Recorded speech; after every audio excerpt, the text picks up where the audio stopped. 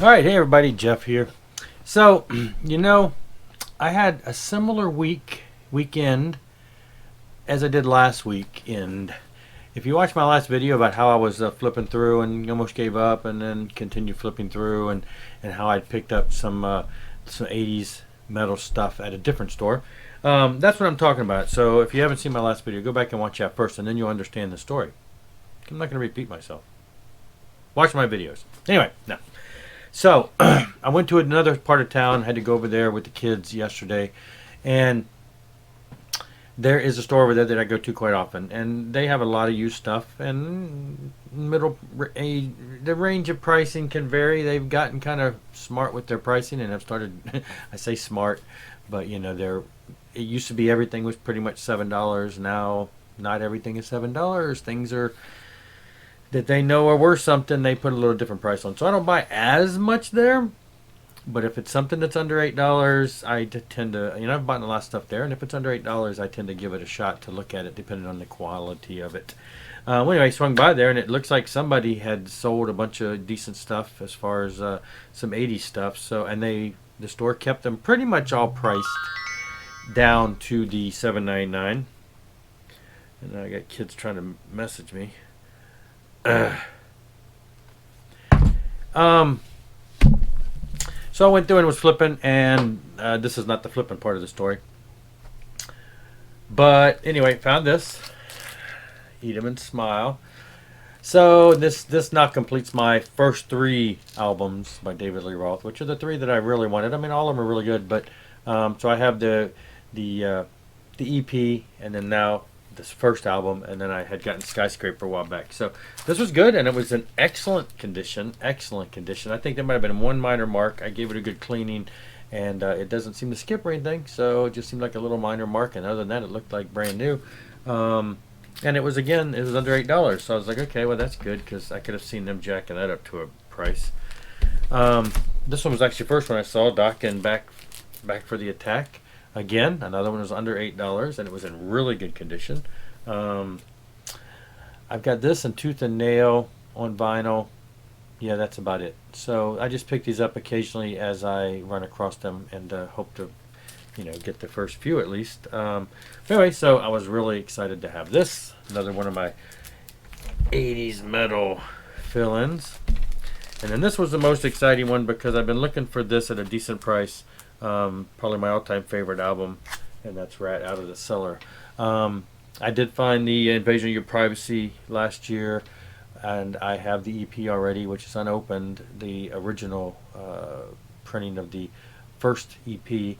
So I really kind of needed this to fill in those first 3 albums. I still want to get the rest of them because I am a big Rat fan. I don't know if I've met a Rat album I don't like. Anyway, so this was great to finally find. I mean, I could have ordered it, but I decided, I'm just going to wait until I run across it out there and about. And then I found this one. Now, Def Leppard High and Dry, probably one of my favorite Def Leppard albums. The first 2 albums and the first 3 albums are probably my favorite. But, this was one that really got him some attention. So, now, the thing about this one, there were 2 copies of this right in the thing together, and I'm thinking, that's weird. How did they get 2?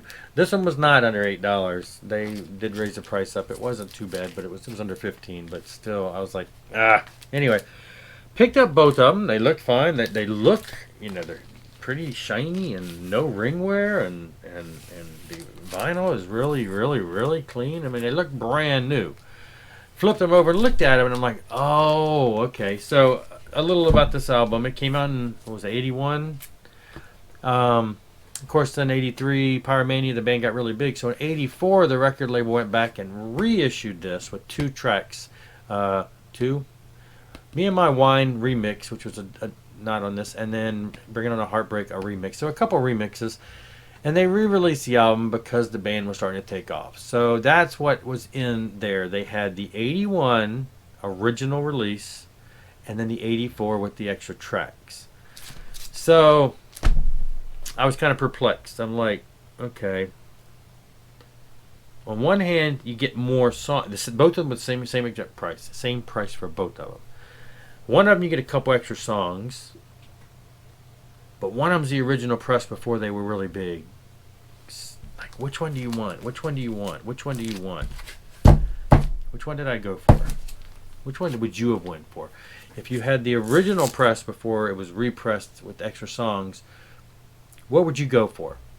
Looking for the original just because of the nostalgia, or you're looking to have the bigger bang for the buck and have the extra songs? What would you do?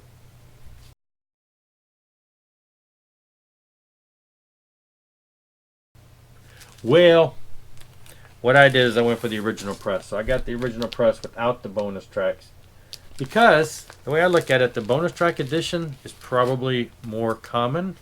I'm pretty sure the reissue of this probably was the bonus edition. I'm not sure. So this to me was worth having because I had this back in the day before they became big. I mean, we tore this album up.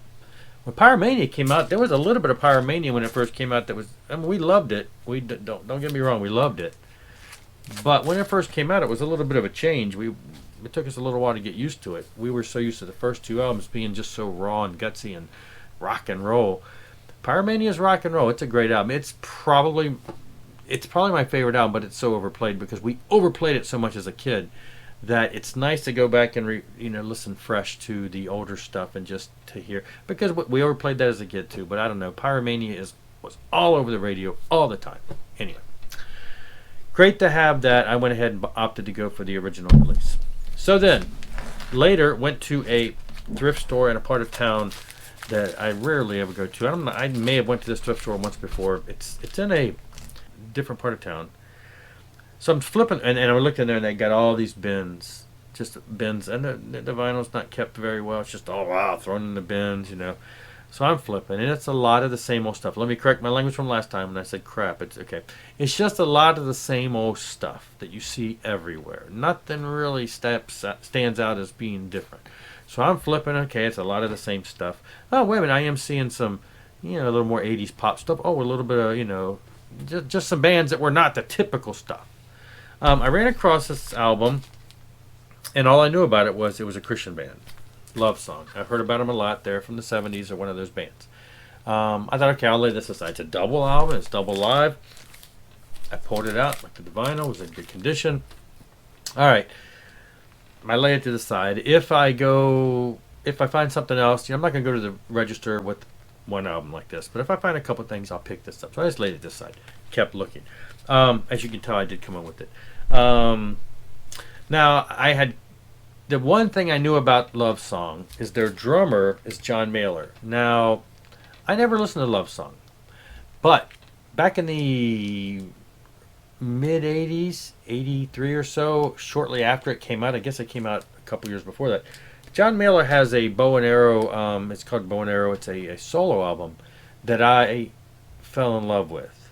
I mean, it's contemporary Christian pop stuff, but I don't know.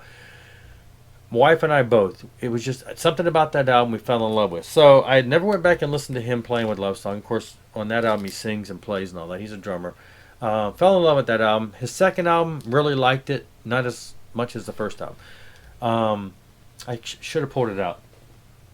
Before I started buying vinyl again, I had probably 20 vinyl albums to my name that I had kept from back in the day. One of them was Bow and Arrow by John Mailer because it wasn't on. It's never been released on CD that I'm aware of. So I kept that, and so I still have that. I listened to that not too long ago on vinyl. It sounds great. So anyway, I went ahead and put that aside, and I did buy it because I got to the 4 bins deep, and I'm like, I'm just seeing the same old stuff. It's just the same old stuff. Nothing cool. I'm not finding anything. Oh, Love Song album, whatever. I don't need it. I'm not gonna. Well, the kids were with me, 2 of them. They were looking. I'm like, well, they're not bothering me.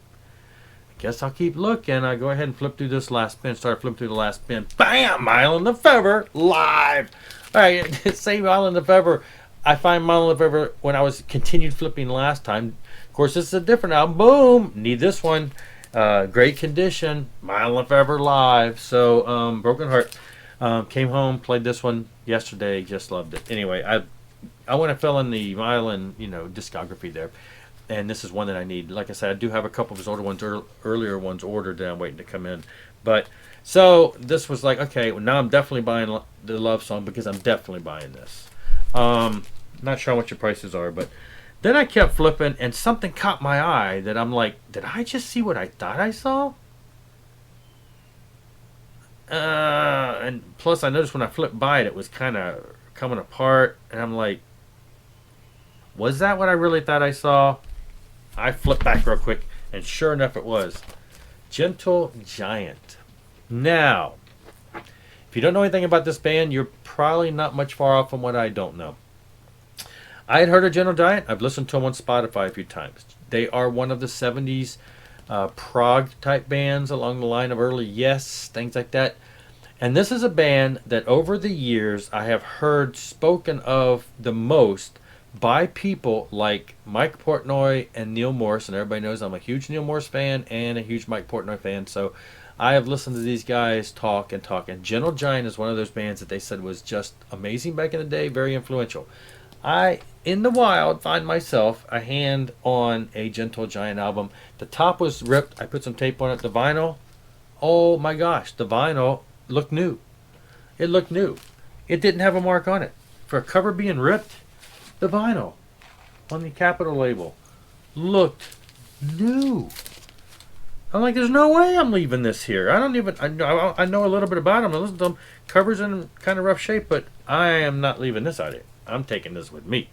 And so, dude, I had enough to go up to the counter with. And I listened to it, and it's great. It's even greater on vinyl. But anyway, so this was a great find for me. It's 1980, so this is probably near the end of when they were around. But if I see some Gentle Giant out there, I'm going to grab it if it's a reasonable price. Then, last but not least, but maybe people might say it is least, and why did you buy that, Jeff? I bought this because it was unopened, still sealed, and because, yes, I like big band music. This is the best of the big band. It came out in the 90s. Original, it's got the original artist, Glenn Miller, In the Mood. I mean, like I say, I like big band, so it's got the best. It's got some of the best hits. In the Mood, The A Train by Duke Ellington, Stompin' at the Savoy by Benny Goodman. See, I learned to play clarinet because my dad said you should play clarinet like Benny Goodman, who I didn't know at the time when I was a kid who he was, but later came to respect him. Have a couple of his albums. Benny Goodman, Glenn Miller. I mean, this is Tommy Dorsey. I saw the Tommy Dorsey band live in the mid '80s. I don't know. Pretty sure Tommy Dorsey wasn't with them, but it was the Tommy Dorsey band in New Orleans at a fancy restaurant where we had to actually dress up to eat at. I was stationed in Mississippi. My parents came to visit from here in Virginia. They came to visit me. We went to New Orleans for the week. We stayed in a hotel there. They wanted to see the sights. They wanted to go see the Tommy Dorsey band. I had little to no clue who he was. Oh my gosh. One of the best concerts. One of the best concerts. They had some stuff singing, some stuff band. The drummer was phenomenal. Amazing big band concert. I have a handful of big band CDs.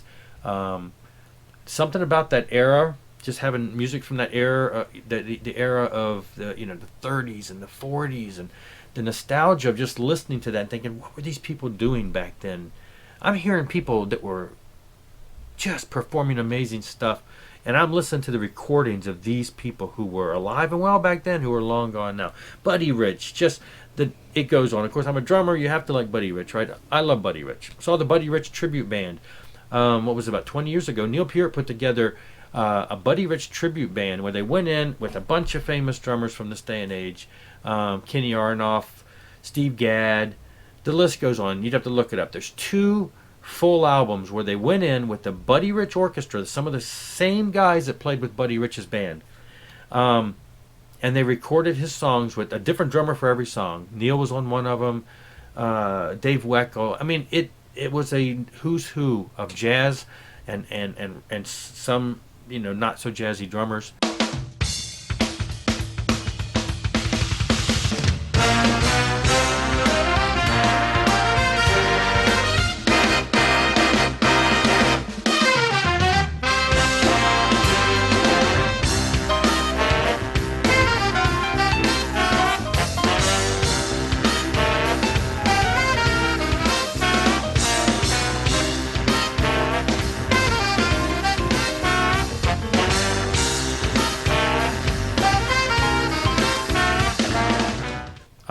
Videos, I got a video of it showing the behind the scenes stuff. I got the albums, and in 1990 somewhere, had to be between 94 94 and 98, because I was living in New York.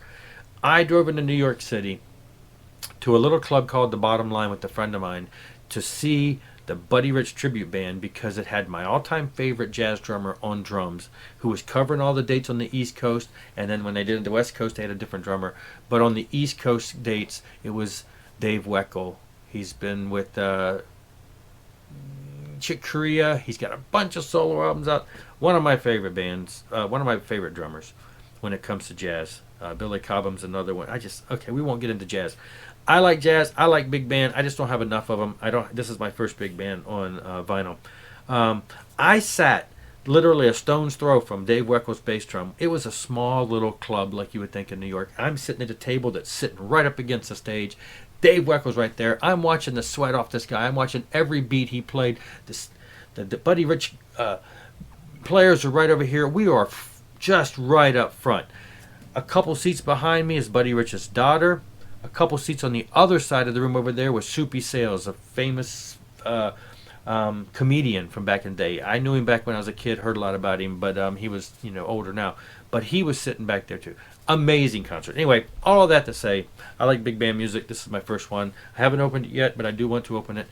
I'm sure it's going to sound great on vinyl the way it was supposed to sound, because that's how it was recorded it was recorded for vinyl back in the day, and here it is. Of course, it would have been on 78. I have a bunch of 78s in my closet, but they're in pretty bad shape. They're from my wife's stepfather. Anyway, so I grabbed it. That's all.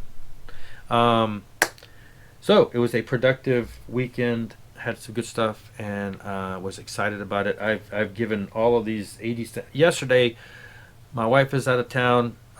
Yesterday, I had some work to do, and spent almost all day just spinning vinyl, all day. After I cleaned, some before I cleaned it, and then I spent most of the time cleaning it. But I had music playing all day. Anyway, it's a great day. Vinyl pretty much all day. That's enough for now. Thanks for watching. Thanks for tuning in. Tune back in. Hit that like button. Hit that subscribe button. Later. Thanks.